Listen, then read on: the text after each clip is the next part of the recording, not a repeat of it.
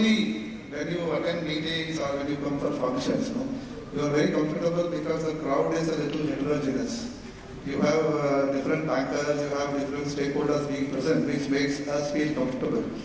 But today's gathering is such that it's mostly HDFC in-house, and there are people who are probably also there, but a small portion of them, the people who are going to present, the people who are going to be part of the panel discussion, but majorly HDFC crowd. So it makes me a little nervous and uncomfortable, but I'll try to make a few points of mine. People did mention a few things about the event. He also took my name when the word compliance came. I don't want to be seen from the regulator, or I don't want to be seen as a person who is only looking at compliance. We do much more and many more things, and compliance could be an integral part of our day-to-day life. But then we are also heavily and extensively invested in innovation, in disruptions, in other things. And it's nice to be here because, as was being mentioned by Mr. Ishitva, also that HDFC itself was a startup maybe 30 years back. And as a new gen private sector bank, when it came up, there were so many expectations, and the ecosystem was also looking forward to the technology-driven banking and other activities that HDFC will bring. And over a period of these 3 decades, we have seen the bank and the group stride and then leap forward on many segments also. Of course, in many areas like payments, in banking, using technology, etc., the bank is a leader as well. I congratulate the bank and the entire group for the success they have achieved so far, and also wish many more milestones to come going forward as well. Coming to this 3rd edition of the Tech Innovators, it's also a good way to encourage youngsters, young teams to come up with new ideas and also benefit from the partnerships that the bank can offer, the group can offer to these ideas that will be presented. I'm sure the ideas are going to be seen, heard, and witnessed going forward. Also, I wish the teams that are going to present all the very best. May the best team win and may your ideas all succeed. But never stop dreaming, never stop looking at innovations, never stop looking at how these things can shape up the way we do things.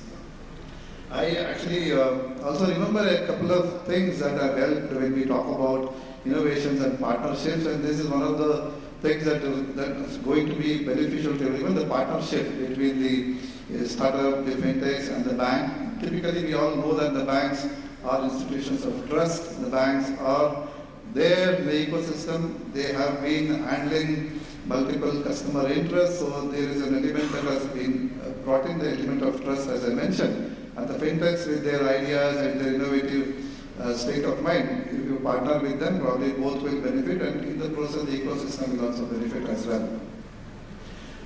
We are in October. I do remember a couple of years back, 3 years, 2022.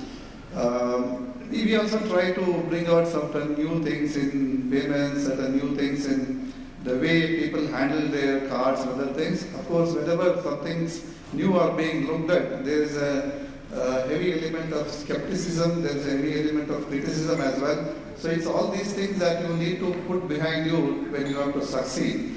Like I was talking about the way we handle, say, the e-mandates. Now it has become an ingrained thing when we have a loan, and how do we make those payments, how do we make them happen every week or every month or in every periodicity that we want. But when we are looking at trying to have a new framework for making these e-payments and e-mandates happen, there was an element when people started saying that when the ecosystem is working so well, why do you want to come out with a new approach? When people are comfortable already, what is the new thing that you are going to bring in? But we wanted to always have that customer centricity and customer focus at the back of our mind. So when we announced that framework, it was always said that this framework is not going to be implemented. All these loan journeys are going to see a lot of disruptions, and it's not a good thing for the ecosystem. And when these narratives get built up, and you also have these sound bites and other print bites coming out on the media, everybody talks the same narrative. So it's like you are fighting against a whole set of people in front of you, and you have a very short time window also to implement because we announced something. But then, thanks again to the partnership that we have had with the banks, the technology service providers, the people who are going to run these set of requirements, that we have managed to implement that over a period of 2 to 3 years. Now, when I say at the time when we are looking at this e-mandate, we are looking at a number of around, say, 3 crore to 5 crore a month. But the latest figures I have, we have 45 crore e-mandates happening so successfully well, all in a matter of 2 years. And the customer gets the benefit of choosing when to pay, how much to pay, how not to pay. So the hands of the customer are always empowered. So that's one thing we always look at. When we look at these innovations that are going to come in, it's typically to empower the customer and to make the entire process transparent.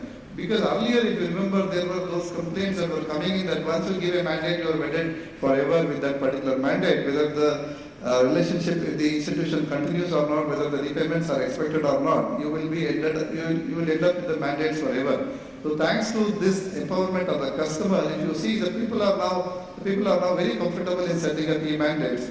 The moment you take a loan, probably it's also easy to set up a e-mandate. So when I saw those numbers, you can add whatever X you want to that. What was 3 crore has become a 45 crore plus. The amounts are also staggering. And based on this experience, it is now possible for us to do a number of things in terms of saying that yes, for a mandate, you may not need a second factor, you may not need a customer to be notified 24 hours in advance. You see the recent announcements about some payments like FASTags and other bill payments can be facilitated without this requirement being there in place. But when these things are being looked at, there is this swarm of attack that you have to face. So that's where when I see some of the familiar faces here, I always go back to those days when it was sometimes a virtual meeting because COVID was still on, sometimes physical meetings. People are very hesitant to come. One more reason why I like to come for these meetings is that when we call them for meetings, many people may not come. But when we come to such gatherings, we find a nice mix, and people are very happy to be in these gatherings. So we also can make a point or two here. So that makes our life very nice. One more disruption I can mention is about, everybody is comfortable using cards, be they debit, credit, or even prepaid. A couple of years ago, again 2 years back, when we saw that the ecosystem was actually storing all the cards on their database, I'm talking about the merchant ecosystem, the marketplace ecosystem, where they were storing all those cards, and some of those, in between we could hear about some breaches happening, the card data breach. So we thought we will try and see that the people who can store such data should be very minimal. People who are issuing the card, obviously, and the people who run the network, the card networks, they can store the data. Why should anyone look at storing the card data? Because the merchant is typically expected to sell goods. Why should he be burdened with storing this data, and why should a card breach impact anyone like me as a user or anybody else whose data is there? That again, if you would have seen, huge amount of criticism in the ecosystem, right from the domestic merchants to international merchants, saying that the entire e-com, quick-com, all-com activities are going to come to an end. But then we had to pursue because we were still very clear that the customer data is very, very sacrosanct. We don't want the customer to lose confidence in the ecosystem. So we went ahead and implemented what we call as card-on-file tokenization. Now, the latest information again I get is that 100% of all card-related e-com transactions are now tokenized. No data is available with the merchant which is not tokenized. Incidentally, the number which I have now is 85 crore such tokens have been created, and the ecosystem is very safe in terms of latency, in terms of card breach yet to be seen, though I don't know it might have happened, but there is no card misuse reported. Thankfully, it is because of the card data being tokenized. And again, many of the international merchants came and said that your periodical payments, your other subscriptions that are there are all going to be stopped. We are not going to come to India. As on date, 27,000 plus international merchants are enjoying this facility. See, it again was a huge exercise. I don't know, many of you might have been part of the discussion. It was a huge exercise to bring everybody onto track. And it took that 2-year period. Now people are again very happy. And let me tell you, the value of transactions is close to 10 trillion through the cards. And the latency has significantly improved. The databases have also become better. And people are very happy with the experience. So much to say, one of the most prominent card networks, the CEO, global CEO, the number is now, I said 85 crore, but when the number was 24 crore, he went on to tell the world that the biggest ever tokenization experience has been so successful in India, the whole world should follow. Now we are 4 times over that. We are going to have more such things happening thanks to the partnerships. Why I am using these things is that I want the fintechs, the other youngsters who are here, who are going to present those ideas and carry forward their presence in the financial ecosystem, to be conscious of the fact that partnerships are very, very important. We have to learn from one another, especially when you are partnering with a bank of the size of HDFC, the group of the size of HDFC. It also becomes very critical to learn about what you can get from them, maybe in terms of governance. When the banks, we talk about their presence in the ecosystem, we look at them as embodiments of, say, governance, risk management. I will use the word compliance last, so I am very cautious about what people said. So we talk about governance, we talk about risk management, and then compliance. Because in this ecosystem, we are dealing with somebody else's money. So we have to be very conscious of the fact that these are the things that should be imbibed by everyone who comes into the ecosystem. Banks are obviously the most closely and tightly regulated and supervised entities in the BFSI space, and that will continue to be so as well, whether it is in India or anywhere else. And many of you will also probably be carrying these successes to the global markets, so it is very necessary to keep the reputation of the country and of the institution as well at a very high standard. So I will request you to kindly pay so much attention, as much you pay to your technology, to your USP in terms of a solution, to the governance and risk management as well. In one of the events recently, a month back, there was a huge panel discussion as to when should startups invest in compliance. I really found the topic not very interesting at all. You should never be talking about when you should be investing in compliance. It has to be part of your DNA. Even when you think of a code, when you think of a model, a technology solution, the compliance word, the risk management piece, the governance piece should be very much embedded in there. My request to all the investors who are present here is also to imbibe in those entities where you invest or you plan to invest, please imbibe in them the element of governance and risk management as well. As much as you are interested in getting good, clean data, we also expect the customers to be treated fairly and transparently as well. Similarly, I know that when we have been dealing with the fintechs, when we have been dealing with the startups, we also learn a lot from them. Just like we learn a lot from our children and the youngsters around us, we also learn a lot from those fintechs because they are telling us as to how to use the data so much so better, how to capture the data, analyze and adopt them in our day-to-day working, how we can actually customize the offering to each of the individuals to whom we are serving. As sometimes big entities, as sometimes we try to paint everyone with the same color, we may not distinguish the requirements of individual categories or segments whom we handle. So it is very important that we pick up this element of what the fintechs have on offer, especially the piece about data and also about the time to the market. Now, as we grow big, the movements also become slower, probably we take a longer time. As agile people, they are able to push their product to the market quite fast. So this is what I also expect that we learn from these fintechs as well. A few points about, again I come back to people about compliance, etc. RBI also is, as I said, heavily invested into innovation. We have set up our innovation hub as well. I will request each one of you to come and partner with the innovation hub. We have also wonderful ideas that are being presented there. One such idea which is being talked in the ecosystem now is also about the lending piece. We have been talking about the payments piece. Now we are also having those partnerships where the lending and payments get together, the insurance and payments get together, the stock market and payments get together. So everywhere there's an element of payment involved, it's possible to bring in all these innovations. We are looking at, as I said, the product called Unified Lending Interface. It's something that is working so well that probably it will be next big UPI as well, or bigger than UPI too. So as on date, we have almost 12 to 13 different loan journeys that are already happening on the ULI. We have got almost 40 plus massive databases integrated onto ULI. ULI is a simple platform where anybody, an individual who wants a loan journey can come to the lending institution, could be a bank or a non-bank, and there are those set of information that can be pulled up through the platform for the benefit of the individual and for the benefit of the lenders, and you can take a lending decision immediately or almost instantaneously. As on date, almost 3.5 lakh loans have been released through this. Many of them relate to the land records that are there in the states. We are trying to digitize, get those data that is digitized also available onto the platform so that anyone who wants to lend I was very interested to hear about real estate and MSMEs having an interest in real estate, one-third of them. So land records will be definitely one big piece that is available, which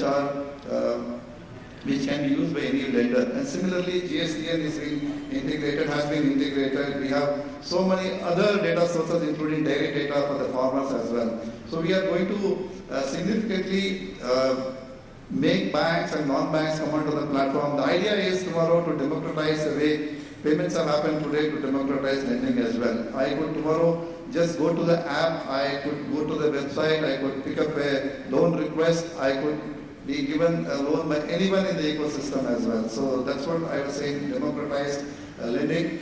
And it is also possible again to bring that piece about repayments also happening. You can create an automated loan repayment mandate as well. So everything can be done through the system. So we are very bullish on the ULI, and lots of more integrations are being planned. So instead of these more individual integrations happening, we could use this. And of course, some more experiments are happening on the CBDC piece.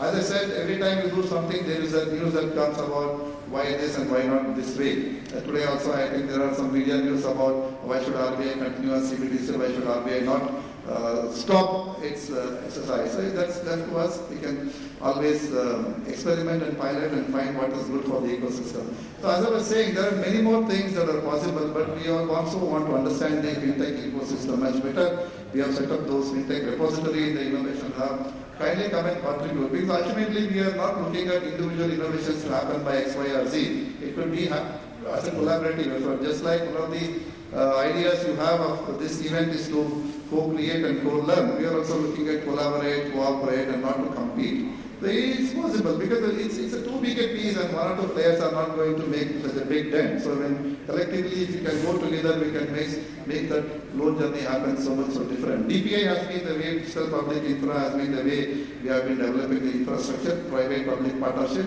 Similarly here also, when we are looking at fintechs and banks. So I am saying partnerships are the best way to go forward. We are here, RBI is also willing to listen to each one of you. You know that we have set up those regular interactions, what we call as Interact. We also have opened up a window where you can come to RBI, raise any query, and try to see how best we can address you. So let the partnerships continue. I don't want to come in the way of the exciting discussions that are lined up as part of the panel talks and the presentations that are going to be made by the winners. Everybody is a winner. I did hear about the number being told by people, about 2,100 people applying. Everybody is a winner, and it's very interesting actually one day when we can sit and see what solutions are there. Because when we also try to do a couple of events like this, the success stories that have come out subsequently later are something which is for everyone to use. And the platform is so big, probably you can easily have a good